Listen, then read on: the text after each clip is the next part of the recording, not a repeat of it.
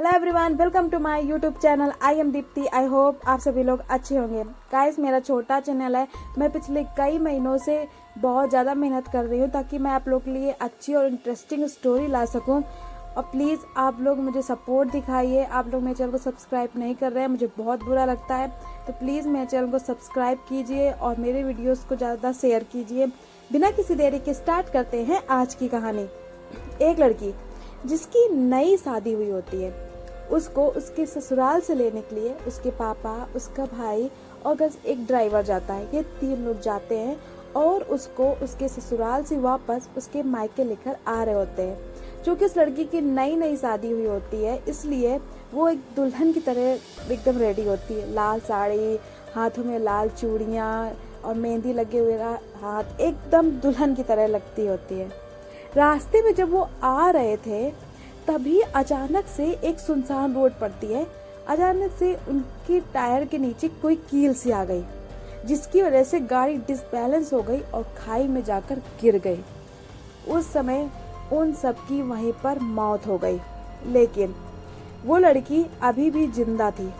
तभी एक लड़का आता है और उस लड़की को चाकू मार करके वहीं पर हत्या कर देता है।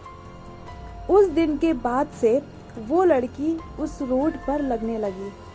जो कोई भी रात में जाता वो उसको वहां पर एक दिखाई देती कि कोई लाल साड़ी पहने हुए एकदम दुल्हन की तरह तैयार रोड पर खड़ी है।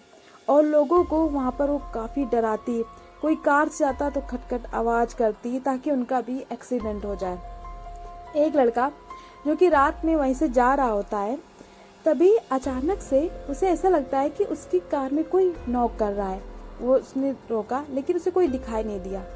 फिर थोड़ी देर बाद एकदम से हंसी की आवाज आई और वो हंसी उसकी कार की पिछली वाली सीट से आ रही थी, लेकिन उसे कोई वहां दिखाई नहीं दे रहा था। अब वो थोड़ा डरने लगा। अचानक से रोने की आवाज आने लगी। वो पूछने लगा कौन कौन, लेकिन कोई आवाज नहीं आ रही थी। बस कोई हंसे जा रहा था, फिर एकदम से रो रहा है। तभी उसने देखा एक केवल हाथ अचानक से उसके गले के पास आया, जिसमें लाल चूड़ियां थी। ऐसा लग रहा था किसी दुल्हन का हाथ है। वो हाथ एकदम से उसके गले पे आया और नाखूने से उसके गले में खरोच दिया। वो बहुत तेज से डर गया, क्योंकि सिर्फ उसे हाथ दिखाई दिया था, बाकी कुछ नहीं। वो बहुत ज्यादा डर जाता है और वहां से गाड़ी बहुत तेज करके निकल जाता है। उसके बाद उसके साथ बहुत ही बुरा होने लगता है। रात में जब वो सो रहा होता है तो अचानक से उसके कमरे में हंसी की और एकदम से रोने की आवाज लगती है। तो एकदम से नींद से जग के डर के बैठ जाता है। और जैसे ही वो जगता है, वो देखता है सामने उसके एक लाल जोड़े में एक औरत खड़ी है। वो इतना देख के इतना तेज डर जाता है कि चिल्ला के रूम से बाहर भागता है।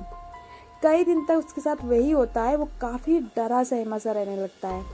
तभी उसके चाचा आते हैं, उसे पूछते क्या हुआ। वो पूरी बात बताता है। तो उसके चाचा कहते हैं तुम एक बार फिर से उसी रोड पे जाओ और उससे पूछने की कोशिश करना कि आखिर वो चाहती क्या है। वो अपनी चाचा की बात मान लेता है और रात में उसी रोड पर जाता है। जैसे उस रोड पे पहुंचता है तो फिर से उसे अपने कार की पिछली सीट पे एकदम से हंसी की आवाज लगती है। वो काफी डरा हुआ था, लेकिन उसने हिम्मत करके पूछा कि आप कौन है और क्या चाहती है।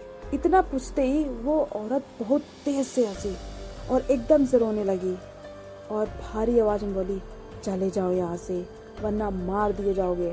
ये सुन के वो काफी डर जाता है, लेकिन वो आज सोच के आया था कि मैं पूछ के रहूंगा कि चाहती क्या है।